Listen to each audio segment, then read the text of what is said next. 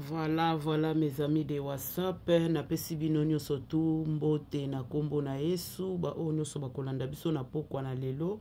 Ba bonsoir na bino. Ba o bakolanda biso na tango epa na bango. Topesi bino nyonso tu ba bonjour. Kaka ndenge na lobaka. Okoti mbala liboso kobosana te na kotia mwa linzaka na kopartager po ba information nde yango ekolisaka cerveau ya motu. Na asir mikolo bino moko bomoni ke nazwaki mwa tamor moko boye na yaki te. Soki na ye te eza te ke tozangi ba émission mwa ba occupation eleki mwa mingi ya kosala yango na ye na mwa retard lisusu ya kotalisa bino message oyo tozwi lisusu na la voix meka ndenge tolobaka avant tokota mwa miziki na biso ndambu. Merci tolanda.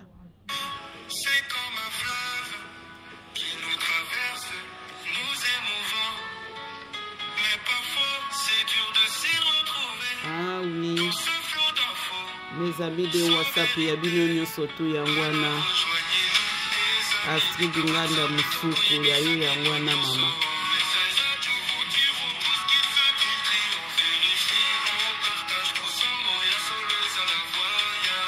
Voilà. Donc sango ya solo nde eza na mes amis de WhatsApp. Oye luke la kabino ba message ya la voix qui éveille et qui libère la conscience congolaise. Pasteur Félix Sombo ya yope yangwana. Mais pasteur ozo panza ba voice ter ba vidéo. Tozo mona ba commentaire na bino te na kati na mes amis de WhatsApp. Tango bozo commenter et kosala bien pour na ko encourager batu mususu ba mona ke il y a du sérieux na kati na musala na biso. Viki mesuku mona. Émission o tozana kaka pona 17 minutes ya pamba. Donc 13 minutes ya la voix tochaka lokola 14 minutes na e plus 3 minutes na biso ya musique na biso.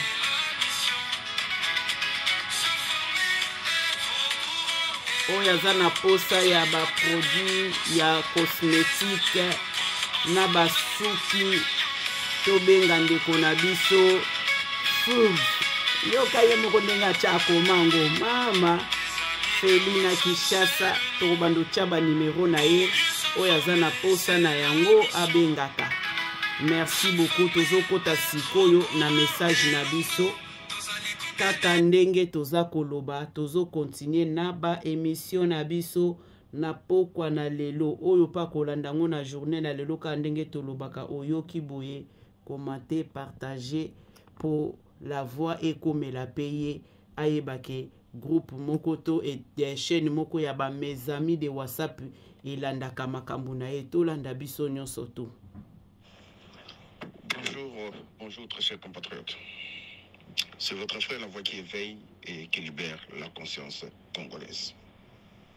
Avec la confiance que j'ai, j'ose croire un jour cette conscience-là, elle va se réveiller tôt ou tard.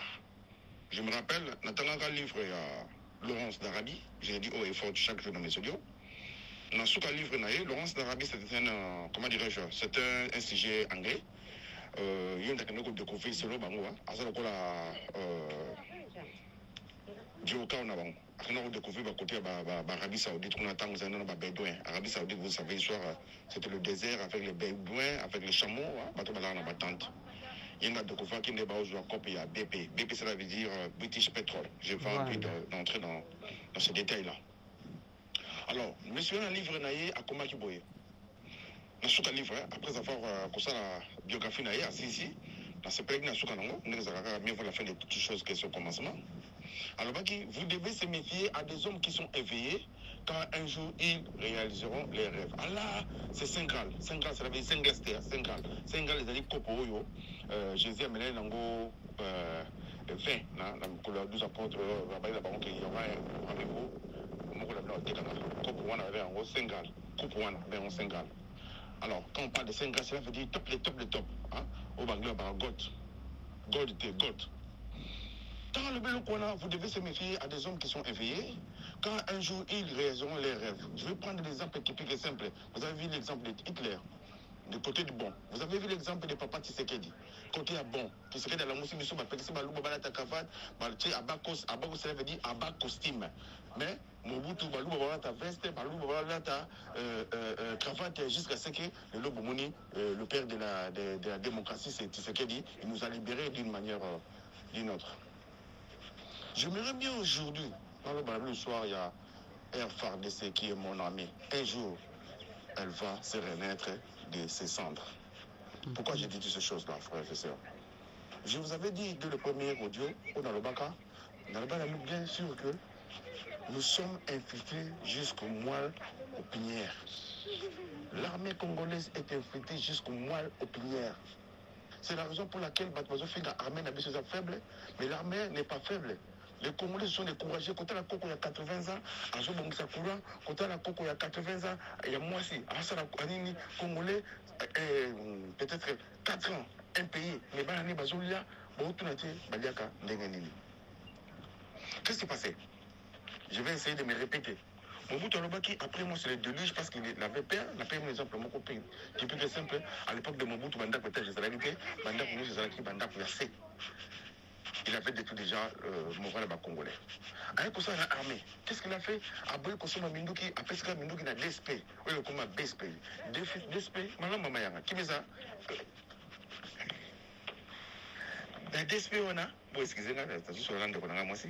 Qu'est-ce qui s'est passé? Et comme ma DSP, cela veut dire division spéciale présidentielle. Bon, c'est l'imprévu. Et quand il y a comme brigade spéciale présidentielle. La JR. Alors, qu'est-ce qui s'est passé maintenant? Mobutu a passé l'armée. Il y a un moment où il côté de Rwanda, Rwanda va côté de Kabila Lepe. Wana nyonso tu ezokolakisa ke ndeko na biso la voix aza pe na ba oya ye. Donc mutu wana leki na ndimi te ke ayebi ke azosala mosala na ye. Alors tozo continuer kaka nga pe na sengeli ba mes amis de WhatsApp bolimbisi tozo continuer na ba émission na biso. Il y avait personne qui devait combattre mais Bunda mo na minduki na yo. Voilà. Alors Kabila le fils est venu. Kabila le père nous a amené le Rwandais. Après le Rwandais parce que deal basala na bango, deal ça veut dire contrat basala na bango, ba yema ba Rwandais ba kota, OK ba Rwandais basala na kanisa bango. Kabila le père quand il est entré, qu'est-ce qu'il a fait? Il biso ba Rwandais. Kabila le fils maintenant. Kabila le fils a infiltré toute l'armée congolaise dans ba position nyosto bato ba ko déclarer. Bomoni na police, bomoni na renseignement, bomoni pourquoi général la demi pas boma qui est en c'est que côté à Koufi au Kabila boma qui est parce qu'il avait des secrets à cause de la tête. Na ba chiche. Comment une armée qui est infiltrée peut gagner une guerre bande konanga? L'armée congolaise est Samuel, la voix qui éveille et qui libère la conscience congolaise à l'Obaki. Nous sommes infiltrés jusqu'au moelle opinière. Parce qu'il savait très bien, il sait très bien que notre armée est infiltrée. Soit qui yungulu, qui n'est pas en maille. Ne vous comprenez qu'est-ce que la voix qui éveille et qui libère la conscience congolaise à Ngaloba. Est-ce que yungulu que tu as maille? Moi, je dis, ma maman, je suis allé au je crois qu'il yungulu, et là, quand tu as misé foufou, après, on a mis ce bantenge. C'est ça qui se passe avec notre armée. La première de ces choses à faire, moi j'avais dit, de savoir qu'est-ce qui se passe au JC, combien des officiers supérieurs. Vous savez, dans l'armée, soldat moko, officier supérieur moko, est capable de diriger le bataillon Mobimba. Vous vous rendez compte, c'est 1000 dans cette armée. C'est fini. L'armée est pourrie. L'armée est infectée. Vous comprenez? Et ça, le problème, est-ce qu'il faut faire ça, Makila? Est-ce que Makila va faire? Donc, l'armée congolaise est dans ma dessous, est infiltrée, on a bâti qu'elle est poreuse. Les frontières congolaises sont poreuses, l'armée congolaise est poreuse. Qu'est-ce que nous devons faire? La première des choses à faire, comme Élie avait fait avec le dieu de Baal. Il avait renoué Mabanga, Abandeli Mabanga. La première de ces choses à faire pour gagner cette guerre, nous devons d'abord savoir qui est qui fait quoi. Il est où? Pourquoi je dis ça? Prenez par exemple les cas de Bakamere. C'est ça, je dis que nous sommes infiltrés jusqu'au moment de la poignée. Il y a les caméras que nous avons connus. C'est un Burundais qui est gagné au Congo. On a pris un exemple simple. Dans le Baki, Batindi, période de Mobutu. 10 000 Rwandais, Bakota dans le Congo. Bakota dans le Congo, Bakeba classe. na demi rwanda na misusu bakufi misusu babeli bakotela ba service nyonso bakela université bomone Kagame Kamere akomaki président ya ba étudiant ya université Unikinu UPN ou quoi là université pédagogique de Kinshasa ou quoi là de national ou quoi là. Alors, qu'est-ce qui s'est passé? Ce qui est dans 10 000 personnes, bah, quand ils ont infiltré, mission uniquement, ils ont pris leur temps. C'est la raison pour laquelle l'armée congolaise est faible, le peuple congolais sont faibles. D'ailleurs, c'est pas le Christian, le soir, il s'appelle, je crois. C'est ça que c'est journaliste. Alors, il y a un peu de répéter, il surtout au groupe WhatsApp. So, moni mutu azo légué azo comment dirais-je azo pesa bino ba message ya négatif boye bakaza rwandais bo dénoncer et ça la congolais ba koma na kombo ba mukendi ba koma na kombo ya jamba ba koma na kombo ya kabengele ba koma na kombo ya luzo radio ba rwandais ba kota mais mutefu boye ba ko vérifier pourquoi notre armée est faible. La voix qui éveille et qui libère la conscience congolaise à l'Obaki, d'abord, il faut faire le recensement dans notre armée. Il faut faire le recensement dans notre pays. Pour savoir qui est qui. Comment s'est fait un pays comme le Congo, un grand pays, depuis que Mobutu est parti depuis 30 ans. Donc, dernier recensement, seulement que ça fait 50 ans. Il y a maintenant combien? C'est la raison pour laquelle on dit que 280 millions d'habitants, officieusement, mais officiellement, 280 millions d'habitants, officieusement, 100 millions, 120 millions d'habitants. Mais pourquoi vous n'avez pas 7 kilos audace, il y a que ça la recensement de Yeba. Alors, parce que nous sommes invités jusqu'au point, moi l'opinion, nous sommes invités jusqu'à la présidence, nous sommes invités dans toutes les services, il y a sécurité. Batouana, barolinga, jamais tout ça là, recensement. Et non seulement ça, Tokoli n'a pas bandé, n'a pas lemba, n'a 87, 88. Le comment hôtel de gouvernement. Building, vous avez Opel, comment Opel. Il y avait siège, il y a ONI. Rwandais, Bazokota, Rwanda, Bazokota, Tsuti, Batuti, Bazokota, avant même le génocide Salama. Bazokota, Wana, Bazoboka Ngunda, Bazofute la Baronda, Kuna Bandal, Bazofute la Baronda, Kuna Nibuebi, directeur, il y a bureau, il y a Mobutu. Donc, c'était. Voilà mes amis de WhatsApp, Kandenge Tolobaka, Tango Tozo Landa Boye, Koto Monieza Yango, moi Linzaka, moi Nini ko partagé, et ça la kabie makasi. Kandenge la voix à lobby ke recensement oyo nga na yebi ke tangu fachi azwaka pouvoir et loko babandai ko bete la CT yangwana me to comprenate ezipa makaka boye nandenge to komiti lelo donc 7 ans ya pouvoir ya fachi to moni yangote nandenge to komi parce que kotambola oyo facha bandaki kotambola ezalaki ya kotambola ya pambate toza vraiment infiltré partout yango bomoni ba soda na biso tango bake na armée ba misusu bazo kima bazo koka kobunda te donc c'est ezalaki ba 100% congolais te ezalaki ba rwandais bangonde batu baza na kati ya armée na biso eloko tozo bundela pe butu na moi yangwana na lingi koloba mingi te na tiki mukolo ma message na ye a continuer na maloba na ye planifié. Et là, on dit que ça, la soko soki na potopoto. Et là, on dit que ça, la soko zini na potopoto bandekolanga. Et là, on dit que faut sokola. La première de ces choses à faire, c'est ce qu'il dit. Il faut d'abord tout ça dans le recensement na armée na biso, tout ça le recensement na peuple congolais, to yeba qui est quoi, qui fait quoi. Alors, qu'est-ce qu'ils ont fait? Bah, impliquer na mutu ya l'homme congolais, bah, impliquer nini, bah, impliquer corruption. Voilà. Bah, impliquer nini na mutu ya l'homme congolais, bah, impliquer musique. Bah, impliquer nini na mutu ya l'homme congolais, bah, impliquer Masanga. Bah, impliquer nini na mutu ya l'homme congolais, bah, impliquer Bassi. Alors, quelqu'un qui a grandi avec ce genre de choses, est-ce que vous croyez qu'il va réussir? Attends, ok. Masanga, comme ça, même on a illusion, on a que yondo yebinyos. Corruption, même on a illusion, on a Zandu, on a moni, on a leki Albert Yibité, mais on a Yibité. Combien de temps on a fait avec Zandu? Bah, mais Maïba Samisae, n'est pas Samisi Matata Pogno. Président de la République, quand on nous a fermé, aux l'âge. Aux large à consacrer. Mais je ne sais pas mon yuma, mais ma camarade ça la Bible dit les pauvres et les riches se rencontrent, c'est l'Éternel qui a fait l'un comme l'autre. L'enfant laisse déjà voir par ses actes si sa conduite, ça sera mauvaise ou bonne. Mais ça là nayo et l'exception sur aux yuma, tous yuma. T'es dans la réponse dans la mais na bombi. Alors le bâté. La parole la plus aimable, c'est une parole désagréable et non exprimée. Malobaketo kolobate, ça misala. Mais Seigneur, merci mini aux autres dans la matata pour je pense que et ça dit quand moi chasse il y a société. Na moni kabundi wa kabundi.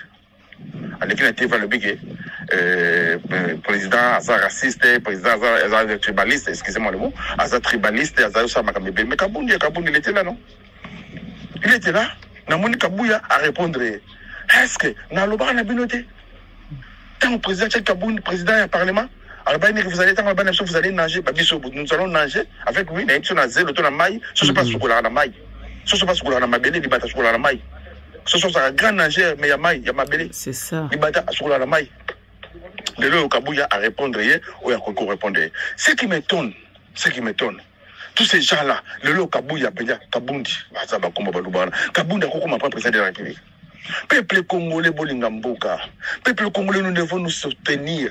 Peuple congolais, nous devons nous aimer, à aimer le pays. Nous devons apprendre à aimer le pays. Mais qu'est-ce qui passe au GIS? Le problème est quoi?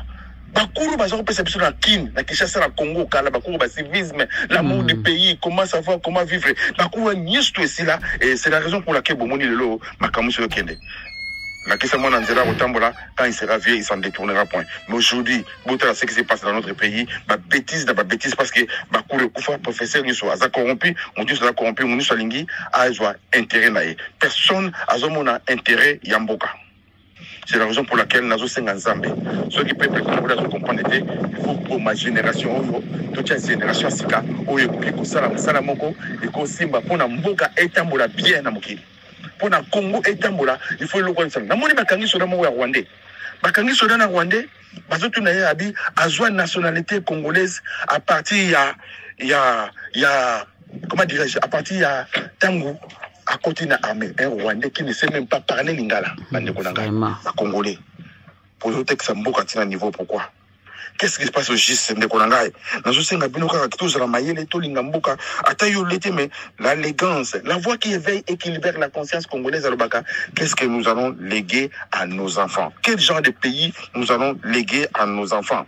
Ce que vous comprenez, avec tous ces minéraux qu'on a au Congo, avec toute la potentialité de ce Congo, mais pourquoi tout ça qu'on immerger? Pourquoi tout qu'on développe? Parce que nous avons des hommes de faible valeur. Nous avons des gens qui ne comprennent absolument rien, qui ont seulement venu pour détruire le pays, qui ont seulement venu pour être corrompus, parce qu'il est facile à corrompre l'homme congolais. Alors, tous en abolinga mboka so moni mutazo pesa ba information ya mabe dénoncer to bana no premier patriote ya mokili ezalaka na le peuple so ki bino bolinga mboka na bino te mutalinga mboka zate est-ce que bozo iba so yo sokolité na osokola yo ya moni la voix qui éveille et qui libère la conscience congolaise baka si ta chemise est sale c'est pas la chemise qui est sale, c'est toi qui es sale. Si ta maison est sale, c'est pas la maison qui est sale, c'est toi qui es sale. Voilà. Ndakunde za saleté yondo sa saleté bande kolanga bolinga mboka tolinga mboka tosepela na mboka po totikela bana biso eloko moko ya bien soki tocomprendre on le lete lobi bana biso ba rolele belé le biso pe rolele belé. Voilà ce que je veux dire aujourd'hui, lundi, mardi le 29 2025. Que Dieu bénisse les Congolais qui possèdent Moutemba Yamuta. Mais quand on a tigé dans mon tigé dans la popularité, dans le populisme, au commis moins bien. C'est bien. Les erreurs sont faites pour les hommes. Zambia Pambola, qui met contre la communaïs. Voilà, tokomi na suka ya émission na biso na voix na biso. Toyoki biso nyoso lolenge alobeli biso to bandaki likambo ya bakonzi ya IDPS toyeko kota na likambo ya kamere na place azali toyeko yoka lisusu la voix alobeli biso likambo ya recensement ya musuka nango ayeko lobela biso lisusu bolingo ya mboka na likambo ya civisme na ebike biso batu oyo totanga na période ya Mobutu tolongola période ya Kabila le fils Kabila le père na sipe batu bazwaki mais malheureusement aumela kite na pouvoir biso nyoso toyebeloko esalamaki kuru ya civisme ana tango ebandaki kopesama ezolakisa biso propriété ya mboka ezolakisa biso biloko ya mboka ndenge nini tokoki kobomba yango ndenge nini tokoki kobatela yango po monguna akota te monguna ayiba te to ba infiltré bayiba yango te mais malheureusement Après biso bana nyonso tu o babotami na periode ya Kabila le fils bana wana bazozwa yango te. Batata na biso, bayaya na biso moko oyo tozwa kango tozo sa elango lisusu tende kaka la voix alobi ke corruption ekoti na kati. Batu bakomi kokata na yo kaka lisusu la voix alobake loko moko boekala alikambo banzete alobi bozo kata banzete. Pourquoi pas mokonzi mboka to gouvernement ou bien ba bourgmestre ba pesa ide wana na chaque lopangu mutu nyonso akona o soka koni ya paipai o kuna koni ya manga o kuna akoni ya nini po bana na biso bakomi kobunga banzete ya bafruit wana. Alors biloko wana nga na lingavuma kokotela ngo mingi te. Na asir ke soki la voix a yoki akoyeba ko développer yango mingi.